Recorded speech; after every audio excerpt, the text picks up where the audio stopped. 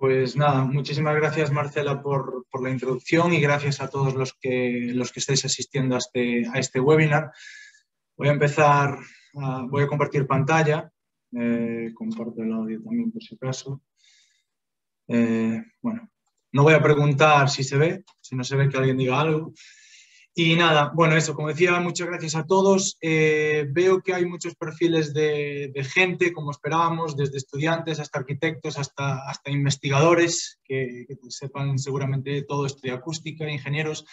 Entonces, bueno, la idea es hablar un poquito de absorción, qué es, desde lo más básico hasta el final, pues unos conceptos un poquito más avanzados y esperemos que os sea útil a todos. Voy a poner aquí la pluma. Por favor, si tenéis alguna pregunta, podéis o bien pararme o escribir en el chat y las hacemos todas al final, si os parece, que las vaya recopilando Marcela y al final pues tenemos una ronda de preguntas.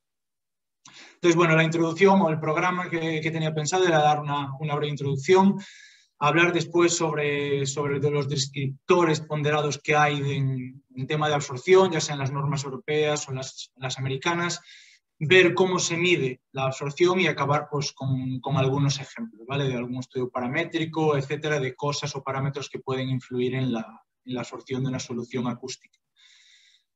Entonces, bueno, nos vamos a apoyar principalmente, veréis que voy a nombrar otras también a lo largo del webinar, pero principalmente nos vamos a apoyar en unas normas ISO, que seguramente ya conocéis, en la 354, ¿vale? Que es sobre la medición de absorción en una cámara reverberante, tanto para absorbentes planos como para elementos discretos.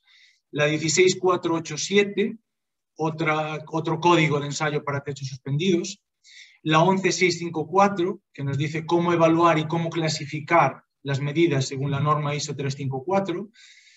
Y por último, la americana, la STM 423, ¿vale? Que veremos cuáles son las diferencias con respecto a la 354 y qué otros descriptores ponderados nos da con respecto a la norma ISO.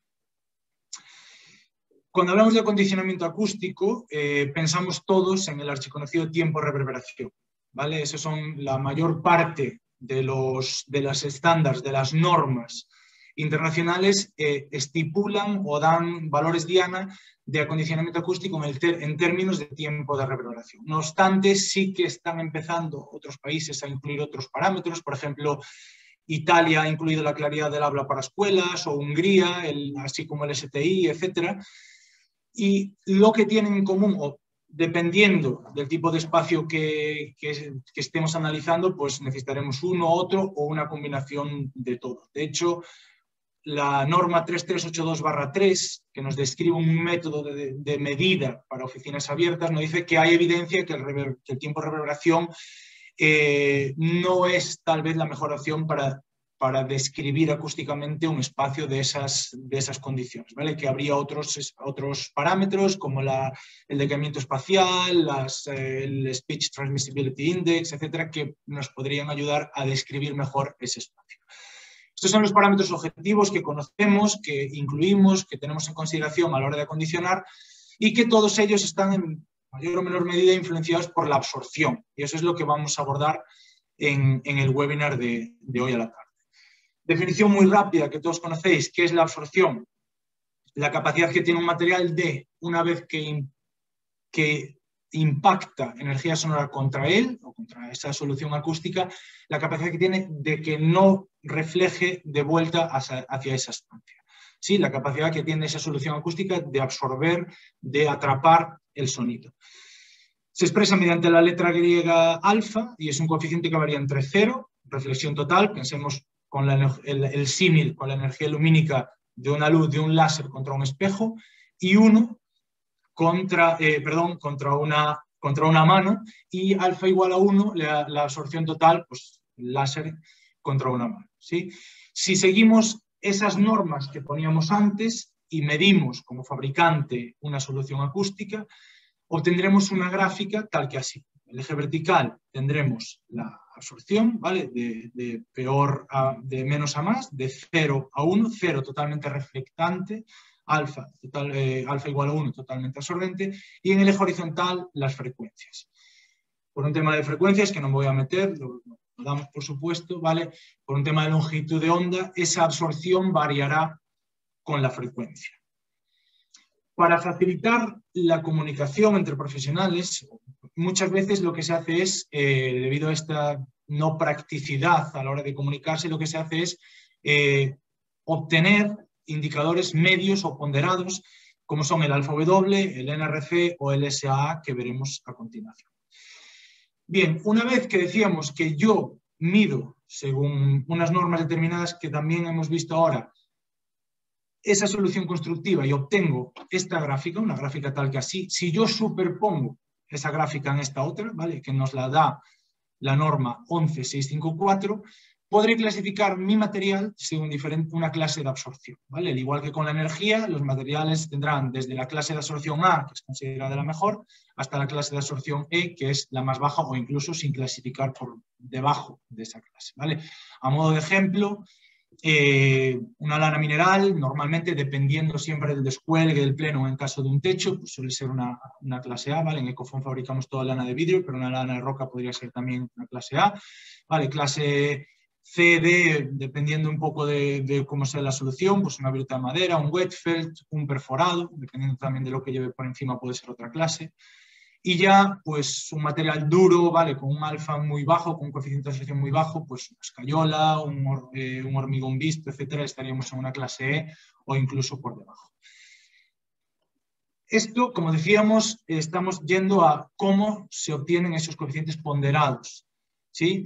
Esos coeficientes ponderados, en este caso la 11654, nos da el método de cómo obtener el alfa W, ¿vale? Ponderado W de weighted en inglés. Y haciendo una media ponderada de lo que absorbe esa solución constructiva acústica para cada frecuencia, obtendremos un número que nos permitirá clasificar a la solución constructiva en cuestión en diferentes clases, ¿vale? Esta es una captura de pantalla de la 11654 y este es un símil, pues, parecido a la energía, ¿vale? Si una solución constructiva tiene un alfa W entre 90 y 100%, entre 0,9 y 1 será un clase A, entre 0,8 y 0,9 un clase B, y así sucesivamente hasta la clase más baja, que es la E, que estaría entre 0,15 y 0,3, ¿vale? Por debajo de esto ya estaríamos en soluciones constructivas, pues, que ya no estarían clasificadas. ¿Cómo obtenemos o cómo nos dice la norma, la ISO 11654, que obtenemos este alfa W? Pues de la siguiente manera. Y antes de eso, otro recordatorio. Este alfa W es, siempre hago el símil con un rendimiento, ¿vale? Es un rendimiento de absorción, el símil de la ventana abierta, que algunos que estudiasteis acústica habréis escuchado. Es como un rendimiento. Si yo tengo una máquina que tiene un rendimiento del 50% y yo le meto 1000 vatios, me va a volver 500, ¿no? Pues es un poco parecido. Si yo tengo una losa, un forjado de 10 metros cuadrados y la revisto con un material o con una solución constructiva de techo, por ejemplo, que tiene un alfa W de 0,6, ¿vale?, un clase C, realmente solo me estará absorbiendo el área o la superficie amarilla. Mientras que si esta losa o este forjado lo revisto con una solución techo fondo absorbente clase A de 0,97, lo que realmente me está absorbiendo será el área amarilla. Es decir, en este caso, a modo de rendimiento, de esos 10 metros cuadrados, solamente me están absorbiendo 0,6 y por lo tanto el área equivalente o efectiva de absorción multiplicando estas dos cantidades es 6 metros cuadrados. Mientras que en el otro caso, multiplicando esos 10 metros cuadrados por el coeficiente ponderado de esta solución de techo, en este caso estaré teniendo o aumentando esa área efectivo equivalente de absorción, ¿vale? En metros cuadrados de Sabin. Eso es un poco lo que es este alfa W, este coeficiente ponderado, que es un rendimiento, por llamarlo de alguna manera, de absorción. Cuanta más absorción, pues mejoraré esos parámetros de acondicionamiento que, resumiendo un poco, que decíamos antes. ¿Cómo se obtiene, decíamos, el alfa W?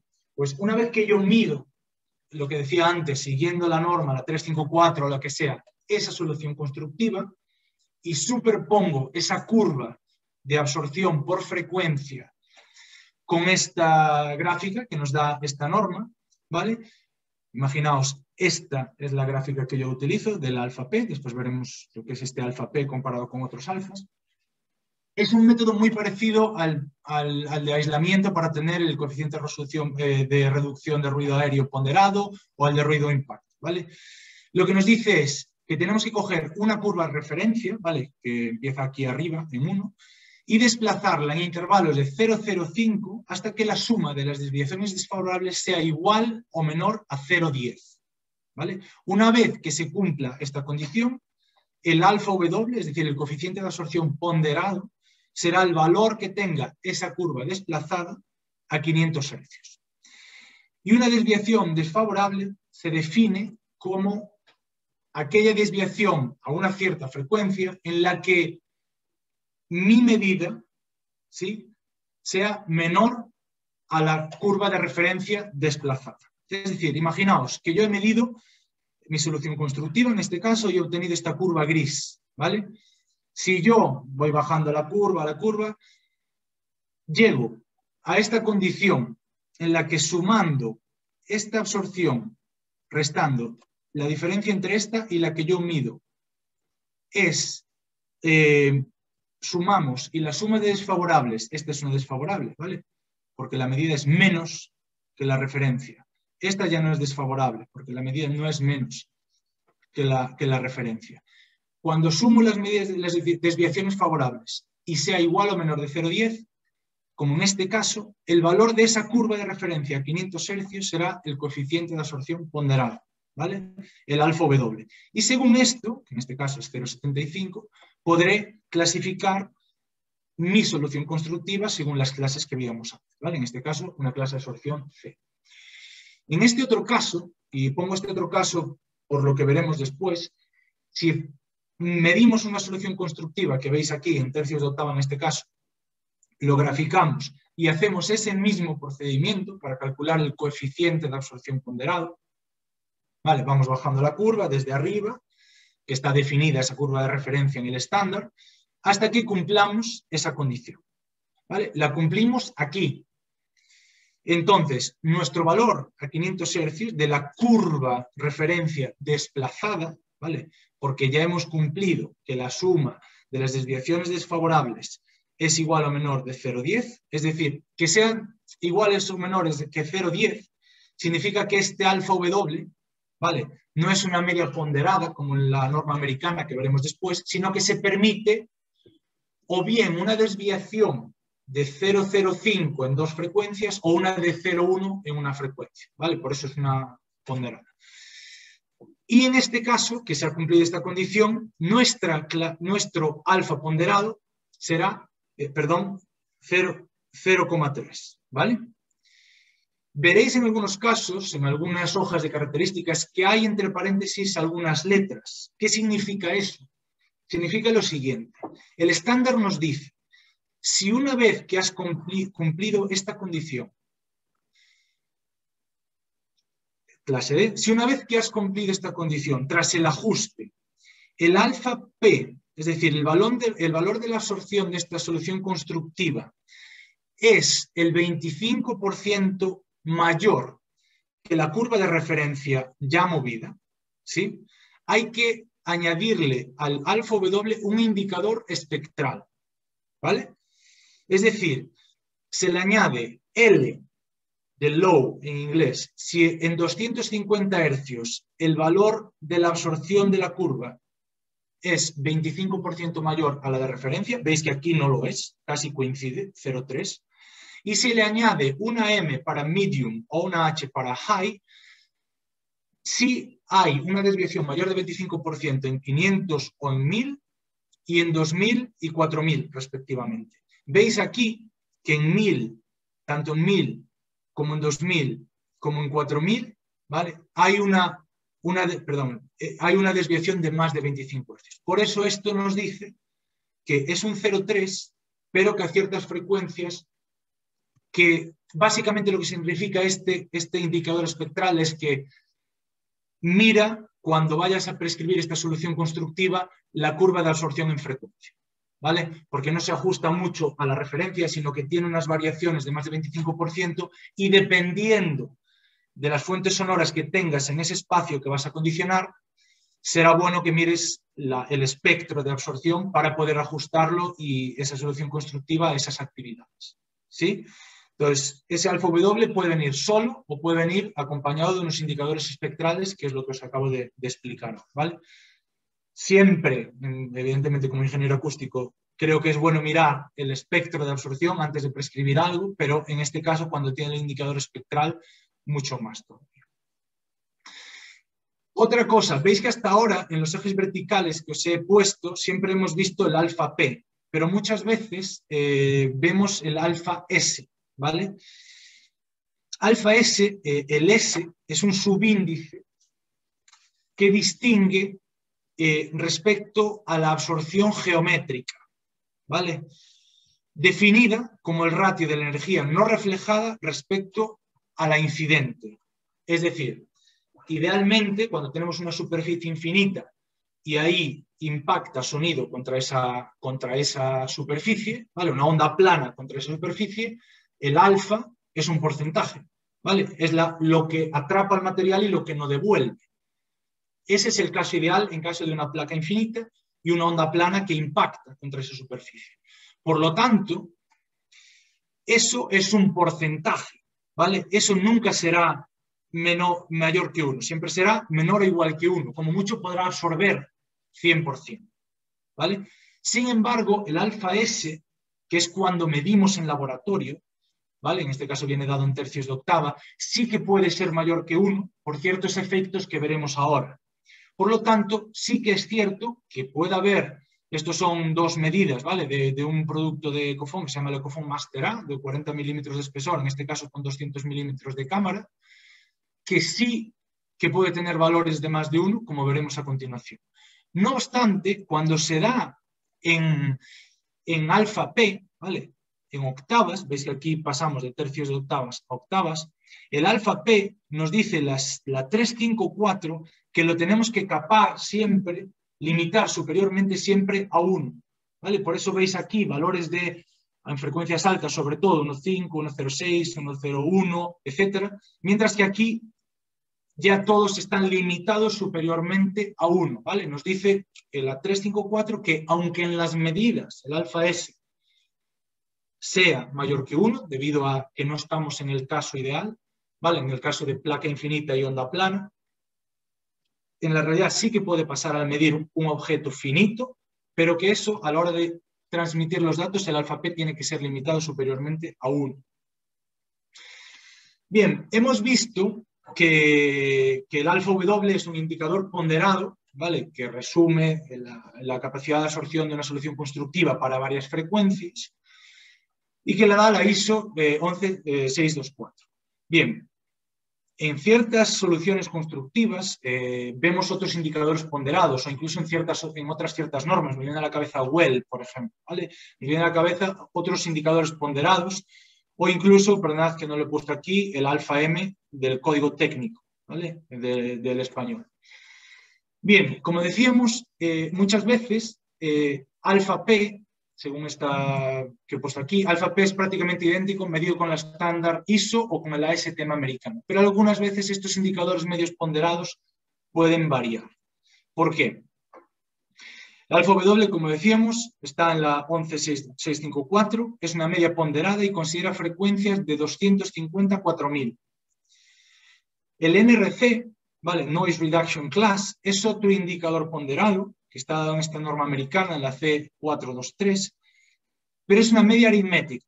Simplemente sumo y divido, ¿vale? Sumo la absorción a 250, a 500, a 1000 y a 2000 y divido entre 4. Y ese es el NRC. ¿Sí? Compara rangos de frecuencias de voz, ¿vale? Pero ignora las frecuencias por debajo de 250 y por encima de 2000, ¿vale? Que, por ejemplo, el alfa W considera de 2000 a 4000 también. El SAA, el Sound Average, también está en esta norma americana definida, ¿vale? En la 423, y es exactamente lo mismo que el NRC, pero en vez de hacer la media aritmética con 4 octavas, la hace con 12 tercios de octavas. Tiene un poquito más de resolución. Pero últimamente sí que es cierto que yo no la he visto que se utilice tanto, ¿vale? Simplemente está un poco más en desuso. Y bueno, el alfa M del código técnico, pues es la media aritmética de 500, 1000 y 2000. Es cierto que en algunos estándares, por ejemplo, Well dice que da términos, como es un estándar americano, ¿vale? Un estándar de bienestar. En el capítulo de ruido dice que o da requisitos en términos de NRC, pero dice que si no se tienen datos de la NRC, porque es un producto que solo se ha ensayado con la norma 354 y 11654, que se puede utilizar indistintamente el alfa W. ¿Vale? Del mismo modo, el código técnico dice que si no hay el alfa M, también se puede utilizar el alfa W indistintamente. Entonces, bueno, en términos prácticos, igual para para prescribir de un arquitecto, etcétera, pueden ser intercambiables, pero que sepáis un poco cuáles son las diferencias entre estos 4 índices. Os dejo aquí una tabla comparativa entre los métodos de ensayo, ¿vale? Entre el ASTM C423 y el 354. Diferencias que hay en términos del volumen de la cámara reverberante, ¿vale? Son bastante parecidos. En términos de la superficie al material a ensayar, ¿vale? En el ISO es entre 10 y 12 metros cuadrados. En términos de las cámaras que se ensayan, del rango de frecuencias, como veíamos antes, que se ensayan, de los micrófonos, las fuentes y las posiciones, del retraso que se toma y del decaimiento, y de los descriptores ponderados, como veis. Os dejo aquí esto a modo de curiosidad, ¿vale? Por si alguno trabaja con las dos normas para que se pueda tener en cuenta. Bien, hemos visto qué es eso de la absorción, cómo se expresa, tanto por frecuencia, cómo se calculan los índices ponderados y cuáles son los diferentes índices ponderados con los que normalmente nos podemos encontrar. ¿Vale? Decíamos que para medir hay que seguir unas ciertas normas, unos ciertos estándares, etcétera. Pues vamos a ir un poco hacia atrás ahora y antes de obtener estos descriptores ponderados, estos alfa S y alfa P que veíamos, ¿cómo se mide realmente? ¿Vale? El coeficiente de absorción se mide según la 354 en una cámara reverberante, ¿vale? Para los que no lo sepáis, es una cámara que está revestida de materiales muy duros, acústicamente hablando, es decir, que reflejan mucho el sonido, es decir, que tienen un alfa, un coeficiente de absorción en todas las frecuencias muy bajo, cercano al cero, en el que se escalan mucho los niveles de ruido, ¿vale? Hay mucho ruido, por decirlo de una forma, mucho eco. Lo que se hace es, ahí medimos los coeficientes de absorción. Aquí veis una persona que está montando un techo, ¿vale? Por practicidad, por simplicidad, por simplificar las cosas, se monta en el suelo. Y lo que se hace, o la manera de determinar el coeficiente de absorción, es el siguiente.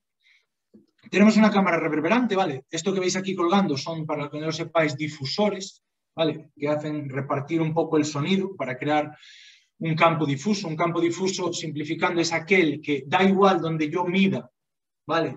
Voy a medir siempre el mismo nivel sonoro, ¿vale? Todas las ondas tienen la misma probabilidad de impactar un cierto punto por todas las direcciones y estos difusores nos ayudan a repartir mucho más las ondas sonoras y por lo tanto ayudar a crear un campo difuso.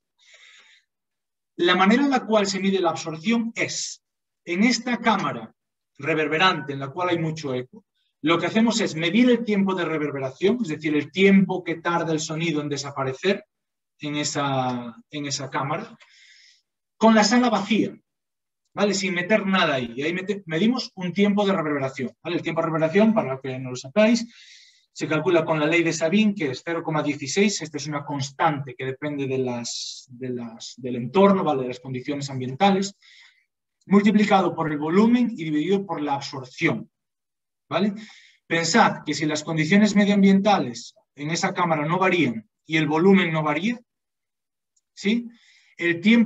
La variación en el tiempo de reverberación va a venir dada por una variación en la absorción que yo esté metiendo ahí, ¿sí? Entonces, lo que nos dice esta norma es, mide el tiempo de reverberación con la cámara vacía, después introduce el material que quieres medir, ¿vale? En este caso será un techo que tiene una superficie largo por ancho determinada y vuelve a medir el tiempo de reverberación. Repito, como las condiciones ambientales no han cambiado, el volumen de la sala sigue siendo el mismo, la variación del tiempo de reverberación tiene que venir dada por la absorción que yo he introducido, ¿sí? Entonces, mediante esa variación de la absorción, yo podré calcular cuál es el alfa de ese techo en este caso, ¿vale? Voy a suponer que es un techo.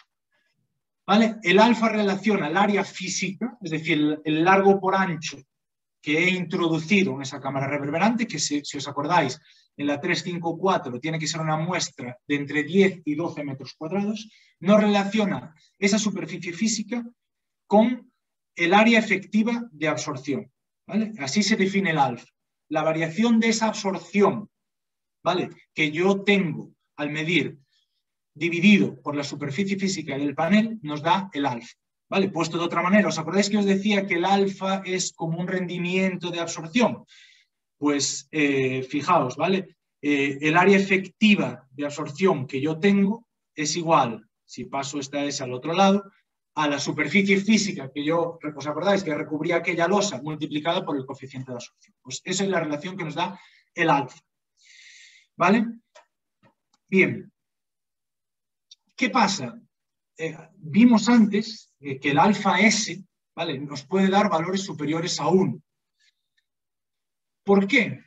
Veis que en este caso, ¿vale?, esta fórmula nos relaciona la variación del área de absorción dentro de esa cámara reverberante dividido entre el área, ¿vale? El área es el largo por el ancho. Sin embargo, pueden pasar varias cosas. Puede pasar que este borde esté absorbiendo también, ¿vale?, y no se está teniendo en cuenta en esta superficie, ¿vale? Por lo tanto, estamos sobreestimando esta superficie, por lo tanto, puede dar valores superiores a 1. Y también, si cubrimos esos bordes, como dice la norma, con un material reflectante, ¿vale?, también después ahí puede haber un efecto de difracción, ¿vale?, que se llama el efecto borde, que también puede ser que nos produzca que esos valores de alfa S sean superiores a 1. ¿Vale? Es decir, no es que esté mintiendo nadie, es por física puede pasar eso. No obstante, después cuando lo transformamos al alfa P, ¿vale?, como veíamos, sí que lo hay que limitar, según la norma, superiormente a 1. Hay otro efecto, el efecto área, que al medir también estamos subestimando la energía incidente, ¿vale? Estamos midiendo según hipótesis de la ley de Sabine. La ley de Sabine supone un campo difuso. Acordaos que en un punto tiene igual de probabilidades que le llegue de todos los ángulos la energía de cualquier dirección, ¿vale? Que eso es un poco una idealización. ¿Vale? La hipótesis de Sabine supone una onda plana contra una superficie, ¿vale? Entonces, esa distribución real en el laboratorio no uniforme de intensidad sonora puede modificar los resultados que obtenemos, ¿vale? Esto es sobre todo en frecuencias más altas, en frecuencias más bajas tiene más que ver el tamaño de los productos que se testan. Pero bueno, esto puede ser otro efecto que hace que estos valores pues, sean superiores a 1, ¿vale? Por eso después, vuelvo a decir, se comunican los alfa P limitados superiormente a 1.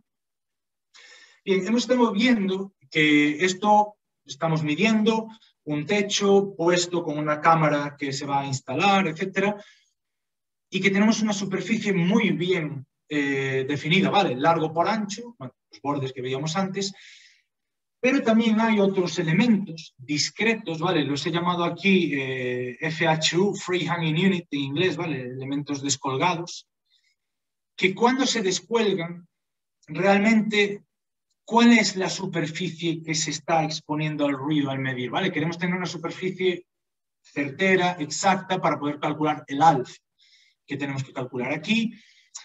Es un poco más difícil ver cuál es la superficie física que realmente está expuesta al sonido. Viene una onda, sí que impacta contra esta cara, pero ¿cuánta energía entra por la cara posterior? ¿Vale? Para evitar esto, lo que nos dice el estándar es que los objetos discretos, lo que se va a dar es el área de absorción equivalente por objeto, ¿vale? Entonces, lo que nos dice es, mide la variación de área de absorción, ¿vale? Pero después no hagas la división que hacíamos antes, esta de área de absorción dividida por superficie. Simplemente divídela por el número de objetos que has metido en la cámara reverberante. ¿Cuántos objetos tengo que meter? Suficientes como para tener un cambio considerable en el tiempo de reverberación. ¿Vale? Entonces, El estándar nos dice que que una vez que tengamos esa área, esa diferencia del área, tendremos que dividirla entre el número de objetos, ¿vale?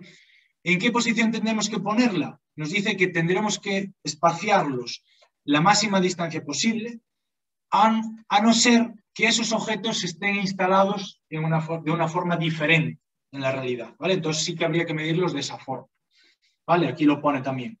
Deberían instalarse en la misma manera que se montan en la práctica.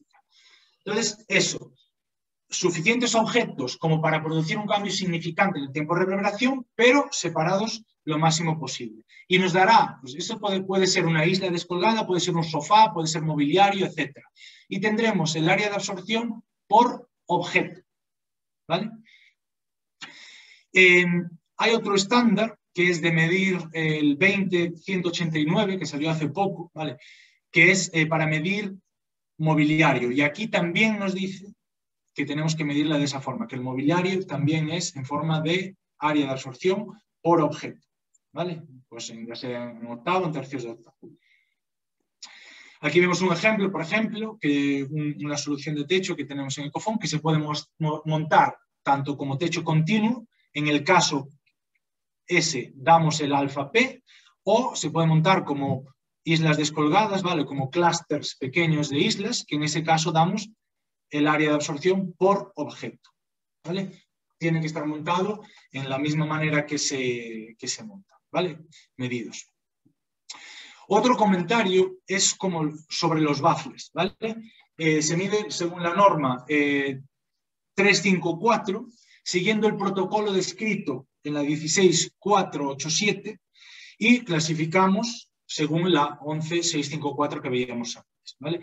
Los baffles se pueden dar en términos también de alfa o de objeto, de área de absorción por objeto, y aquí es muy importante porque esta norma es del 2015 y la anterior norma, la diferencia entre la norma anterior al 2015 y posterior al 2015 es esta que veis aquí en esta imagen, ¿vale?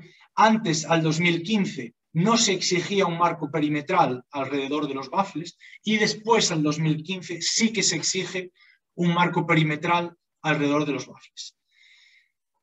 Por eso es muy importante, cuando se comparen soluciones de baffles, comparar solamente soluciones medidas bajo las mismas circunstancias. ¿Por qué? Veis aquí que este es el alfa P, ¿vale? El Practical Absorption Coefficient, de baffles sin marco en rojo y con marco, ¿vale? Veis que puede variar el alfa W de 0,65 a 0,50. Entonces, es muy importante, siempre que comparemos varios baffles, soluciones de baffles, comparar siempre que estén medidos según la misma norma, ¿vale? En este caso, que sea la actual, la del 2015, que exige un marco perimetral. Y si comparamos, que se comparen sin marco perimetral. ¿Vale? Algunos efectos, ya que estamos hablando de baffles, cómo afecta la absorción, diferentes parámetros de los baffles, ¿vale? Veis aquí el canto del baffle, pues veis en verde un canto, ¿vale? Todos con una distancia de baffle a baffle de 600, pero veis en verde un canto de 600, en rojo uno de 300 y en azul uno de 200. Veis que cuanto más es el canto, mejor absorción, evidentemente, norma general, pues porque hay más área de absorción, ¿vale? Y en distancia, ¿vale? El mismo baffle, en este caso es un solo baffle de 1200 por 1200 por 40, en distancias de 200, 400 en rojo, 600 en verde y 800, ¿vale? Veis cómo influye también la absorción. Cuanto más distancia, menos área metemos y en general, pues peor absorción, ¿vale? Y esto, pues lo mismo con área de absorción por baffle. Hay otras formas de medir absorción. Aquí hemos estado hablando de la 354, que se está ahora intentando revisar, etcétera. Pero hay otras formas de medir absorción, ¿vale? El que todos conocéis del tubo de Kunst, la 10534. Y también hay otra norma para medir scattering, difusividad de productos, de soluciones acústicas, en la que también manda medir absorción y que también se puede medir absorción según pone esta norma, ¿vale? No nos vamos a meter en esto, seguramente los que habéis estudiado acústica habréis hecho muchos experimentos del tubo de Kunst, ¿vale? Aquí es una incidencia normal, pero y los que no, pues tampoco nos vamos a meter ahora en eso. Y ya, acabando un poquito ya con ejemplos y eso, simplemente para los que no conozcan la diferencia, ¿vale?, entre un material poroso o panel perforado o de membrana, ¿vale?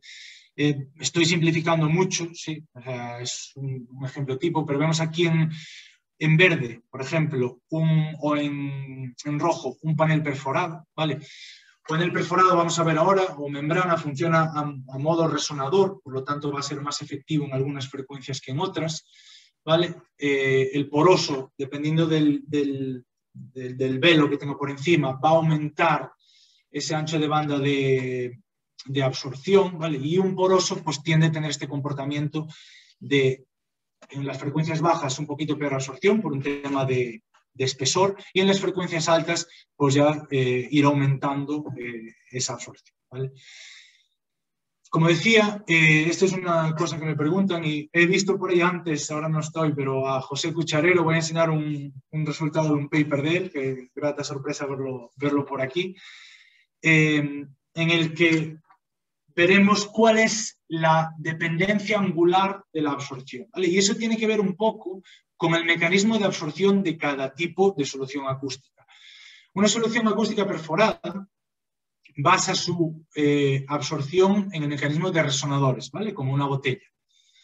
Imaginaos cuando cogéis una botella de cristal, empezáis a soplar y tenéis que ajustar la velocidad del aire que expulsáis para que suene esa botella, ¿no? Esa es la frecuencia de resonancia de la botella, la frecuencia con la cual la botella está muy contenta y va a sonar. Pues así funciona un poco el panel perforado. Dependiendo del porcentaje de perforación, dependiendo del diámetro de perforación, eso va a absorber ciertas frecuencias más que otras. Podemos, como decía, ampliar ese rango, ese ancho de banda de absorción poniendo por encima determinado tipo de velo acústico, que es un material poroso. No obstante, y lo veremos después, con el perforado pasa un poco como a la vista, ¿vale? Si miramos perpendicular desde abajo hacia arriba, el sonido entra bien. Pero si ya ese ángulo, ¿vale?, ese sonido llega con un determinado ángulo, es decir, si estamos ante una fuente de sonido un poco más direccional, igual que con la vista perdemos el agujero, ¿vale?, pues el sonido también pierde de vista un poco el agujero a la hora de entrar ahí arriba, ¿sí? Entonces, veremos cómo puede influir esto a la hora de absorción. Mientras que un material poroso tiene un mecanismo diferente de absorción. No hay resonadores, sino que absorbe por fricción, y hay otros parámetros que influyen en ese mecanismo de absorción, ¿vale? Como puede ser la resistencia al flujo, la porosidad, etc., que veremos ahora. Hay un parámetro definido en una norma americana que se llama la Articulation Class, la clase de articulación. Yo no la he visto todavía mucho utilizado en España, y aunque es un parámetro que va asociado a una atenuación interzonal, es decir, que se mide con una pantalla acústica, sí que nos puede dar una idea de cómo la absorción varía con el ángulo, ¿vale? La Articulation Class es un indicador que nos permite clasificar un techo según su habilidad de contribuir a una privacidad acústica entre puestos de trabajo, ¿vale? Cuanto mayor sea la clase de articulación, mayor privacidad, ¿vale? Es decir, una clase de articulación alta, privacidad. Clase de articulación baja, baja privacidad. ¿Cómo se mide? Pues este es un formato que puede simular a una oficina tradicional, ¿vale? Veis aquí la foto por detrás. Entonces, el estándar nos dice que el ASTM E1111 nos dice que tenemos que tener una pantalla de altura 1,5 metros y con una fuente direccional emitir ruido en esta dirección, ¿vale? Y medir al otro lado, bueno, primero medimos aquí la referencia y después medimos en 8 diferentes posiciones de micrófono a distintas distancias, ¿sí? A 1,20 de altura. Nos marca las condiciones del coeficiente de absorción de la pared, del suelo, etc. Y nos dice después, mediante una subtracción de valores, ¿vale?, la referencia menos este primero, por un lado. Después este menos este, por otro lado. Estamos haciendo una atenuación interzonal en diferentes pares de puntos, con referente a la referencia. Después nos manda a aplicar un coeficiente de ponderación y nos manda un método de cálculo para medir o para obtener la clase de articulación. Vale, ahora no tengo tiempo para entrar en cómo se calcula. Si Aicor me permite, otro día vendré y explicaré cómo se calcula la clase de articulación y indagamos o profundizamos un poquito más. Pero básicamente se obtiene así, ¿vale? A través de una ponderación de esa atenuación interzonal. Los valores pueden variar bastante, ¿vale? Unas placas perforadas suelen tener valores de menos de 180 y una lana mineral, ¿vale? Pero en este caso he puesto de vidrio porque en Cofón fabricamos de lana de vidrio, suele tener más de 180, ¿vale? Entonces, esto, pues, como decíamos, ayuda a la privacidad, etcétera. Puede ser una cosa que se pueda prescribir o que se pueda adjuntar al proyecto como, además de prescribir un coeficiente de absorción, pues podría ser prescribir una clase de articulación, ¿vale? Esto aquí todavía no lo he visto mucho, como decía, pero bueno, nosotros sí que lo tenemos medido. Si alguna vez lo necesitáis en Ecofón, ¿vale? Nuestros productos van, pues eso, desde 180 de los productos de 20 milímetros hasta 200. Como decía, cuando medimos en una cámara reverberante, ¿vale? Como en este caso que veíamos aquí, estamos midiendo bajo la hipótesis del campo difuso. Ahí tenemos todos los ángulos de incidencia. ¿Qué quiere decir esto? Que tarde o temprano una onda va a impactar verticalmente, ¿vale? ¿Qué pasa? Que eso no es la realidad. Normalmente las fuentes son un poco más direccionales, normalmente en un espacio ordinario también la absorción está concentrada en el techo. Entonces, el caso real es un poco diferente. Por ejemplo, en una oficina, ¿vale? Pues tenemos algo un poco más direccional, un caso diferente, en todo caso, del que tenemos en una cámara reverberante. Bien, vuelvo a repetir, la clase de articulación se mide con una pantalla, ¿vale? En el medio. Pero, como decía, sí que nos puede dar una idea de esa dependencia angular. El otro día llevé una alegría que decía antes, está aquí José Cucharero presente. José, si quieres presentar tú esto, puedes presentarlo, si no lo comentamos después. Que encontré está haciendo un trabajo muy, muy bueno en tema de desarrollo de biomateriales, de absorción en general. Y él lo que hacía era precisamente probar esa dependencia angular de la absorción, que no tenemos en una cámara reverberante y que sí que nos podemos encontrar en un caso más real, ¿vale? Yo me apoyaba en la clase de articulación muchas veces, aunque vuelvo a repetir, es con una pantalla, pero bueno, sí que nos puede dar una idea de esa dependencia angular. Pero aquí José lo que hizo fue, mediante una fuente direccional y diferentes ángulos, ¿vale? 30, 45, 60, 75, hacer impactar sonido sobre una muestra y después ir midiendo el sonido reflejado y por lo tanto la absorción al otro lado. Comparó varios materiales, ¿vale? Pues comparó de escayola, de Knauf, comparó escayola perforada también y un producto de Ecofón que yo no lo sabía hasta que lo vi ahora, que lo había ensayado, que también está aquí, ¿vale? Y por último un bioboard.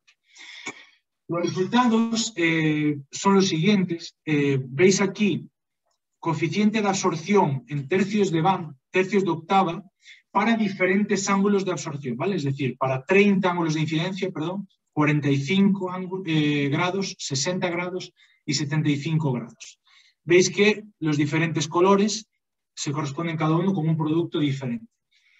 Veis que hay bastante variación, ¿vale? Como decíamos, por ejemplo, las placas perforadas tienen un mecanismo diferente, como veíamos antes, se concentra más, tiene más acusado la absorción en el estrecho de banda, el ancho de banda es más estrecho, lo podemos ver aquí, tanto para 30 como para 45, como para 60, como para 75, mientras que este producto este biomaterial, el azul, y el de Ecofón, el rojo, se mantienen las absorciones más constantes independientemente del ángulo, ¿vale? Esto es la misma gráfica, pero puesta por producto.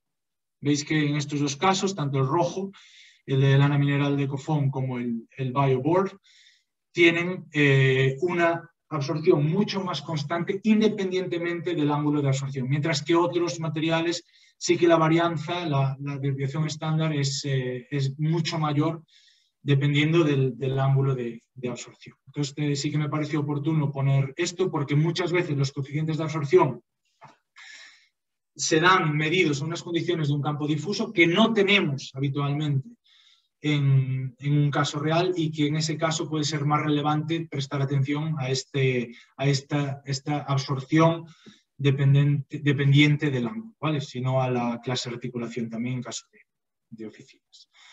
Y ya por último, pues otros parámetros que afectan a la absorción, ¿vale? Pues os voy a poner aquí algunos que podéis a modo de ejemplo, ¿vale? Pues el espesor de un panel, pues por un tema de longitud de onda, ¿vale? Por norma general, cuanto más espesor tenga ese panel, más absorción tendrán las frecuencias bajas. ¿Vale? Un tema de longitud de onda, si alguien quiere que lo explique, lo explico. ¿Vale? Porosidad, veis la influencia de la porosidad. La porosidad, para que no lo sepa, es la relación en un material poroso entre el volumen de aire y el volumen de material físico, ¿vale? Cuanto más poroso también vemos que aumenta la absorción. La influencia de la cámara, del plenum, pues igual que con el espesor, a más espesor aumentábamos absorción en frecuencias bajas, pues con más cámara aumentamos absorción en frecuencias bajas. Entre comillas, hay que coger con pinzas esto, porque después en esa cámara siempre puede haber resonancias, ¿vale? Que pueden hacer modificar un poco o perder esa capacidad de absorción. Como veis aquí, con un plenum de 200 tenemos una bastante mejor absorción a frecuencias bajas. No sé dónde he puesto aquí está. Vale, aumenta la absorción a frecuencias bajas con respecto a un elemento de techo fijado directamente, pero después también aquí hay una pérdida de absorción, probablemente debido a una resonancia en esa cavidad, que habría que estudiar, ¿vale? El aire, por supuesto, de hecho lo dice el código técnico, lo dicen normas, que cuando se calcula el tiempo de reverberación también hay que tener en cuenta la absorción del aire, sobre todo para volúmenes amplios, porque tiene absorción. Y este es uno de los parámetros que más influye en la absorción de materiales porosos, que es la resistencia al flujo. ¿Vale? Veis aquí variaciones de resistencia al flujo, ¿vale? Se cree que era la densidad, etcétera. Ahora hablaré de la densidad, pero la resistencia al flujo es realmente uno de los parámetros que más influye. Veis aquí cómo varía según de menos en el azul a más el amarillo. ¿Vale? Cuando caracterizamos materiales porosos, y voy a hablar ahora acabo de hablar de la resistencia al flujo, voy a hablar de la densidad, hay varios modelos empíricos que nos describen esas impedancias de los materiales porosos, ¿vale? Hay el de Lani-Basley, hay el de Miki, hay otros, hay el de Komatsu, más reciente, etc. Cuando caracterizan estos modelos empíricamente la impedancia, ¿vale? Que es la oposición que presenta un sistema a ese paso de energía, ¿vale? Vemos que esa fórmula, ¿vale? de una de ellas, en este caso la de Miki, pues está influida por la densidad, pero también la resistencia al flujo, la resistividad al flujo, ¿vale? Que depende de la microestructura del material. Hay que hacerlo con medidas experimentales. Entonces vemos que la resistividad al flujo y la densidad. En cuanto a la densidad, hemos escuchado muchas veces que cuanto mayor es la densidad, mejor es la absorción. Y hemos visto que la impedancia depende no solo de la densidad, sino que depende de otros parámetros, ¿vale? Esta afirmación solo se puede aplicar si los dos materiales comparados tuviesen exactamente la misma microestructura. Y eso sería hasta cierto nivel. Después de cierto nivel, como veremos ahora, disminuye, ¿vale?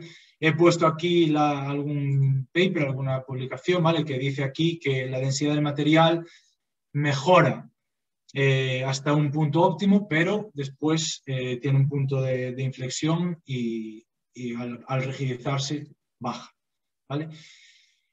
100 kilos metro cúbico. En este caso, otro paper de técnica acústica, ¿vale? del antiguo presidente de AECOR, de Carlos Rodero, y de Fernando Peinado, que también era miembro de AECOR, en el que se ensayaron 26 muestras y que se demostró que al final la influencia de la densidad de las nagas minerales era mínima, ¿vale? Entonces eso, no solo es la densidad, sino que incluso más, según vimos ahora, la densidad, o perdón, la resistividad al flujo. Vale, otro que vemos aquí, como a partir de una cierta cantidad, si aumentamos la densidad, ¿vale? En este caso es el Noise Reduction Coefficient, se reduce porque se rigidiza la muestra, ¿vale? Entonces, bueno, este era un poco, perdonad que me he extendido bastante, va casi una hora. Entonces, espero que eso, partiendo de lo muy básico hasta lo un poco más complejo, un poco más diferente, por llamarlo de alguna forma, ya que había una vasta variedad de perfiles como oyentes. Entonces, nada, espero que os haya resultado de interés, útil y que haya quedado claro. Y ahora, si queréis que me quede, o vamos a ver ahora, voy a dejar de compartir pantalla. Si hay alguna pregunta. Puedes ver el chat. Vale. ¿Qué tal, José? Nada, muchas gracias a ti por el trabajo que estás haciendo, que la verdad es que es muy, muy interesante. Entonces, no sé si alguien tiene alguna pregunta. Si tenéis alguna pregunta, pues o levantar la mano, que yo habilito el micrófono, o hacer la pregunta por el chat mismo. Hay una aquí de José también, Juan. ¿Cuál es la densidad del panel Ecophone Master A? José, eso es no sé, no lo comunicamos así precisamente por eso, porque como hay otros parámetros que influyen, como la resistividad del flujo, etcétera, no se comunica. Sí que hay unas EPDs que son de Environmental Product Declaration, que ahí por ley, como es una cosa que está hecha por terceros, sí que está estipulada la densidad del panel, ¿vale? Lo que pasa es que está estipulada la densidad de toda la familia, ¿vale? La del máster A, la del que tiene un canto apoyado simplemente, la del máster E que tiene un canto escalonado, la del máster DS que tiene un canto para una perfilería oculta. Entonces, es una densidad media de toda la familia máster y varía mucho de un producto a otro, porque cuando tenemos, por ejemplo, un perfil oculto que necesitamos hacer muchísimos recovecos para adaptar el perfil, esa densidad tiene que ser más alta para que no se desmenuce, ¿vale? Entonces, no lo sé. Si quieres, hablamos por correo electrónico y te lo puedo facilitar o lo podemos comentar. Gracias, Juan. ¿Alguien más tiene alguna pregunta?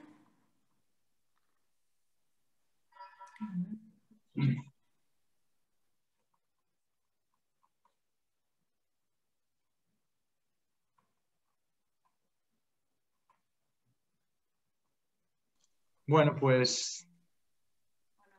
Creo que podemos finalizar. Muchas gracias, Juan, por Muchísimas la gracias. presentación.